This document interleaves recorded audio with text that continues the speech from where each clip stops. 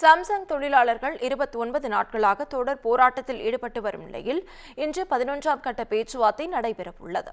காஞ்சிபுரம் மாவட்டம் சுங்குவாச்சத்திரம் பகுதியில் இயங்கி வரும் சாம்சங் தொழிற்சாலையில் 1000க்கும் மேற்பட்ட நிரந்தர பணியாளர்கள் பணியாற்றி வருகின்றனர். சிஐடி தொழிற்சங்கத்தில் இருந்து விலகி மற்றொரு தனிச்சங்கத்தில் சேர வேண்டும் என தொழிலாளர்களுக்கு பல்வேறு கட்ட நிபந்தனைகளை திணித்ததாக கூறப்படுகிறது. இந்நிலையில் தலைமை நிர்வாகிகளை காண தொழிலாளர்கள் சென்றதால் தொழிற்சாலை நிர்வாகம் 3 பணியாளர்களை பணியிட நீக்கம் செய்தது. இதனை கண்டித்து தொழிலாளர்கள் உள்ளிருப்பு போராட்டத்தில் ஈடுபட்டனர்.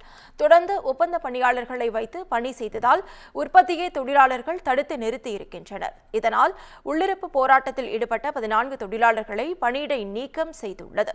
இதையடுத்து சக தொழிலாளர்கள் காஞ்சிபுரம் வெள்ளைகேட் பகுதியில் 29 நாட்களாக போராட்டத்தில் ஈடுபட்டு வருகின்றனர்.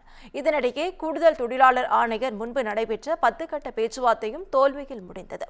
இந்நிலையில் தொழிலாளர்கள் 7ஆம் தேதிக்குள் பணிக்கு செல்ல இருப்பதாக தொழிற்சங்கம் சார்பில் தகவல் அளிக்கப்பட்டுள்ளது. மேலும் இன்று 11வது கட்ட பேச்சுவார்த்தையும் நடைபெறவுள்ளது.